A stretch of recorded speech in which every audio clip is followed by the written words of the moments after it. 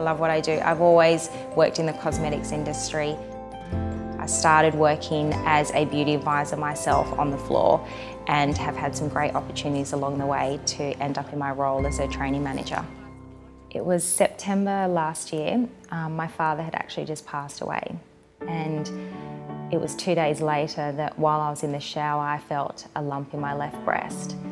I walked into a GP just near my work, and the first thing that she said to me was, well, first of all, breast cancer is an old person's disease, so it's not going to be cancer. I was a healthy, young, fit person, and I had no family history of any type of cancer. Cancer is something I never even thought about. So I saw a surgeon and was told that I was going to have a mastectomy. I think it's very confronting when you're told that you're going to lose a part of your body and a part of yourself. I was absolutely terrified before my surgery. I didn't know how I was going to look on the other end of it, but also just having major surgery, worrying about the pain, worrying about the recovery process, it was difficult. I was really lucky. I had amazing support from my family and friends. In particular, my fiancée, Brooklyn, was by my side through absolutely everything. We'd just become newly engaged and we were really tested. Yeah, initial reaction was definitely disbelief.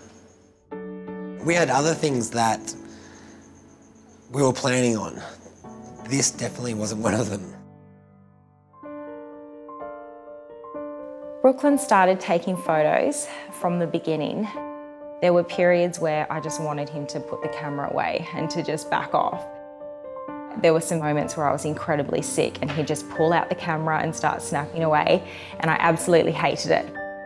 But looking back, I think it showed the reality of the situation, and you very rarely get to see that side of cancer. The strange thing about having cancer is that you do have to be strong for everyone around you. You almost have to put on this brave face so that they feel okay with it. I was told that I was going to lose my hair after the first round of chemo. So Brooklyn shaved my head one night, and from there, my hair did start to fall out. When I was diagnosed and I started going through those physical changes, I definitely thought back to the times that I had volunteered at Look Good, Feel Better workshops, searching for those tips and tricks that were so familiar to me and having to apply them to my own experience. And the key things that I learnt were how to draw on eyebrows. Even though I knew how to do it, working in the cosmetics industry, it's different when you don't actually have eyebrows. When I went to buy a wig, I thought it would be a fun experience, but it was actually one of the most daunting experiences that I had. And I didn't know a lot about wigs, except for the information that I'd learnt in the Look Good, Feel Better workshops.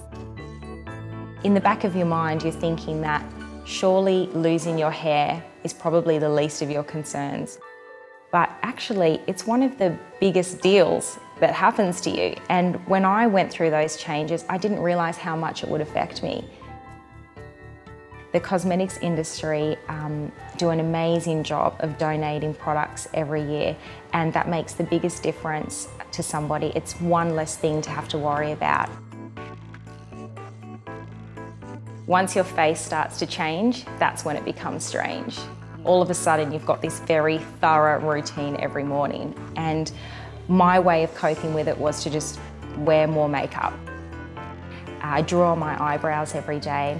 I wore false lashes when my lashes fell out, and a bright lipstick. I wore a bright lipstick every day. It made the biggest difference. And of course, I would wear a wig when I was training, and on the days that I wasn't training, I always wore a different scarf.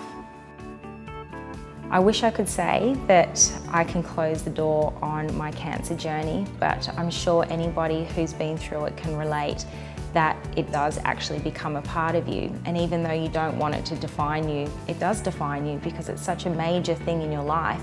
She's really, really strong woman. Super proud of her for that. Yeah, so definitely just looking forward now to the wedding and our future. Everything's been put on hold, and it's time for us both to move forward again. Smile and good times.